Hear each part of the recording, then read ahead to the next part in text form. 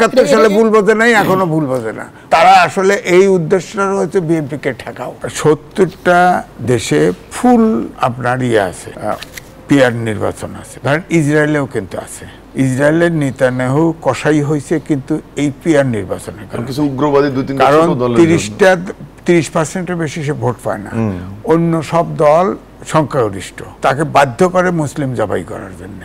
তা আমাদের দেশে যদি পিয়ার সিস্টেমে যান, আমাদের ইতিহাসে বলে আমিডামি নির্বাচন ছাড়া 40%-এর উপরে কেউ ভোট পায় সরকার ফর্ম করে নাই। তো ধরেন এখন যে দলগুলি আছে, আওয়ামী লীগ নাই, ধরেন বিএনপি 40% ভোট পেল, তো 60% বাইরে যাবে না? এবং খুচরা দল না, এরা তো ধরেন হস্টেডিং হবে। 2, স্বতন্ত্রের জায়গা কোথায়? একটা স্বতন্ত্র নির্বাচন করবে, তার জায়গা কোথায় বলেন? আর পিয়ার সিস্টেমে আপনি দেখেন, জামাত ইসলাম পিয়ার সেকশন চায়, স্প্রেডশিটে ঐক্যমত কমিশনে পিয়ার সেকশন নাই। ইসলামিক আন্দোলন বাংলাদেশ 1/11-এর সময় কিন্তু তারা আপনার পিয়ার সিস্টেম চাইছে, এটা ঠিক। কিন্তু ইসলামিক আন্দোলন খুব শান্তিপূর্ণভাবে শেখ হাসিনার নির্বাচনে অংশগ্রহণ করেছে। স্থানীয় সরকার নির্বাচনে বরিশালে যাওয়ার পরে, বরিশালে পিঠে খাওয়ার পরে উল্টে গেছে। আবার বিএনপির থেকে ছোট দলগুলোকে কিন্তু কিছু সিট ছেড়ে দিছে। একজন গেছে নির্বাচন করতে তার এলাকায়, ওখানে ধাওয়া খাইছে, চলে আসে, এখন উল্টো হয়ে গেছে। তো আমার কথা হচ্ছে পিয়ার সেকশনে যদি এরকম মতলব, ধরেন জামাত ইসলাম পিয়ার সেকশনের নির্বাচন চাচ্ছে এখন, আগে বলে নাই, তাকে 300 সিটে নমিনেশন দিয়ে দিছে, এটা প্রত্যাহার করে না কেন? নমিনেশন উল্টো করুক। পিয়ার সেকশন ছাড়া যেহেতু নির্বাচন অস্থিরতা, নির্বাচন হয় কি হয় না সংশয়, বিবিসি রিপোর্ট করেছে তো নির্বাচন নিয়ে সংশয়। আপনি ধরেন লন্ডন যে টক্স হলো, আলোচনা হলো, সেখানে তো গরম একটা উত্তপ্ত হাওয়া ছিল রাজনৈতিক অঙ্গনে, সেখানে একটা শীতল আবহাওয়া আসলো।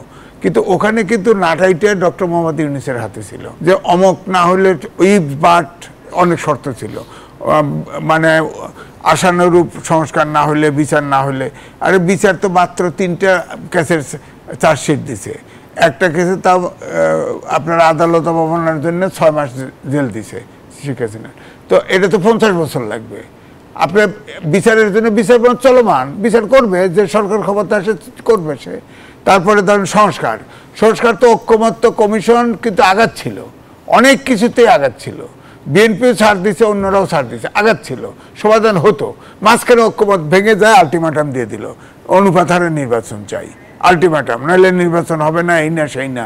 তো আপনি জামাত তো আগের থেকেই 300 সিটের নমিনেশন দিছে, তাহলে তাদের উড্র করে তারপরে বলা তো পিয়ার সেকশন ছাড়া হবে না।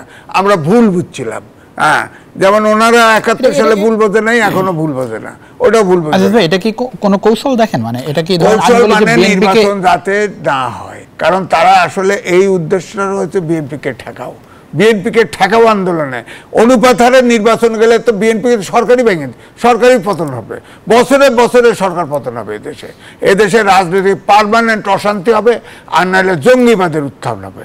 আপনি দেখবেন অন্যদের, যেমন ইসরায়েলে আপনার মুসলমান নিধন হয়, এখানে দেখবেন অন্যদের নিধন করতেছে, এবং সে যে সরকারি আসুক সেই সরকারের পেশারে থাকবে, তো সেই সরকার পতন ঘটায় দিবে। তো সুতরাং এই দেশে যতক্ষণ পর্যন্ত উচ্চ গণতন্ত্র না হবে, রাজনৈতিক দল এবং রাজনীতিবিদরা গণতন্ত্র চর্চা না শিখবে, ততদিন পর্যন্ত এই আনুপাতিক নির্বাচন আমাদের দেশে প্রযোজ্য নয়।